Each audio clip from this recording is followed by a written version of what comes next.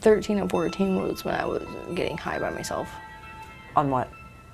Everything, anything. I mean, I think the list is shorter of the things I haven't done. These pictures are before the accident, before the hospital, and before the prescriptions of pills.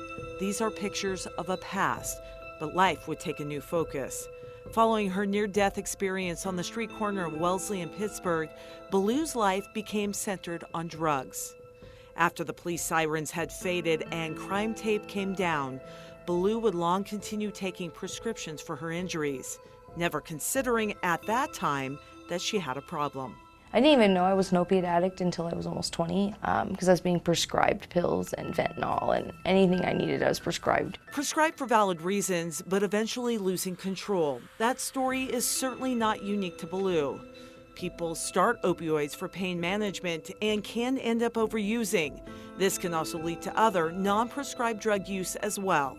Between 1999 and 2017, nearly 218,000 people in the U.S. died by overdoses related to prescription opioids. And in Washington state alone, 742 deaths were linked to opioids in 2017. Ballou was on her way to becoming a statistic. And I started seeing this guy, and he got me snorting my pills or taking way too many of them. She continued seeking pills from her doctor, and then a discovery was made. And then the doctor that was prescribing my medication without seeing me retired. And because the doctor's office realized that I hadn't seen her in 2 years and she allowed me to stay on my paying contract, they cut me off cold turkey. When asked, it's hard for people to describe just how bad it is to go through withdrawals. Misty Challenor hears it described in her job.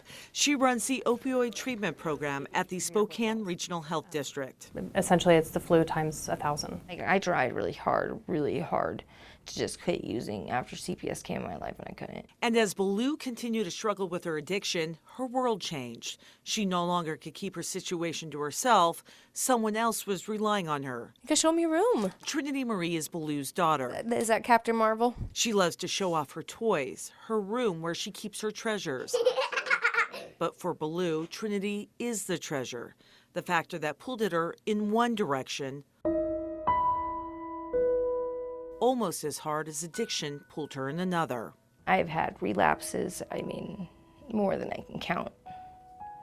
I've tried treatment, I've tried cold turkey, I've tried everything. It was just medication was kind of my last option, something I'd never tried before, and it saved my life.